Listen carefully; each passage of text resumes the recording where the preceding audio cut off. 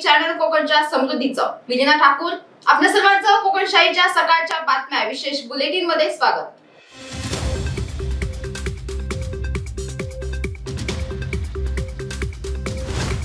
कणकवली तालुक्यातील वागदे येथील हॉटेल वक्रतुंड नजीक टेम्पो रिक्षाचा अपघात झाला।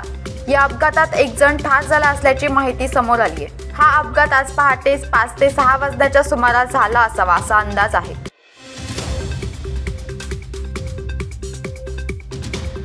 देवगड आगाराची कणकवली मिठबाव तांबर्डे ही गाडी तांबर्डे येथून कणकवली येथे जात असताना मिठबाव बाजारपेठ येथे पंक्चर झाली। मात्र पंक्चर काढत असताना जॅक निसटल्याने पंक्चर काढणाऱ्या ड्रायव्हरच्या अंगावर ही गाडी आपटली। त्यामुळे ड्रायव्हरच्या मणक्याला मार लागला असून तो गंभीर जखमी झालाय। त्याला तातडीने देवगड येथील रुग्णालयात हलवण्यात आले।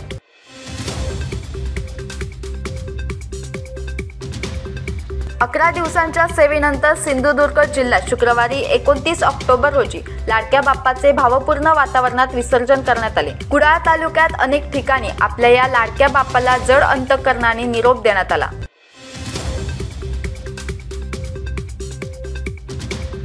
कुडाळ पावशी येथे आज सकाळी 9:30च्या सुमारास मध्यान्ह भोजन योजना महाराष्ट्र शासनचा मालवाहतूक टेम्पो पलटी झाला।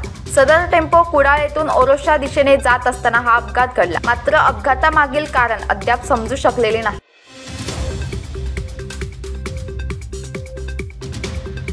सिंधुदुर्गातील माध्यमिक व उच्च माध्यमिक शाळा रविवारी 1 ऑक्टोबर रोजी चालू ठेवाव्यात असा आदेश जिल्हा परिषद माध्यमिक शिक्षणाधिकारी सुभाष चौगुले यांनी काढलाय।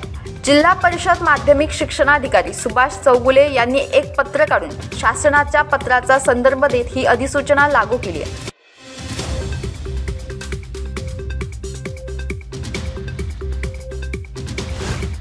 याबरोबरच कोकणशाहीच्या सकाळच्या बातम्यांमध्ये इथेच थांबतोय। पण तुम्ही मात्र दिवसभराचे अपडेट्स आणि ताज्या घडामोडी जाणून घेण्यासाठी कोकणशाहीचं YouTube चॅनल सबस्क्राइब करा, फेसबुक पेज लाईक करा आणि Instagram पेजला फॉलो करायला विसरू नका।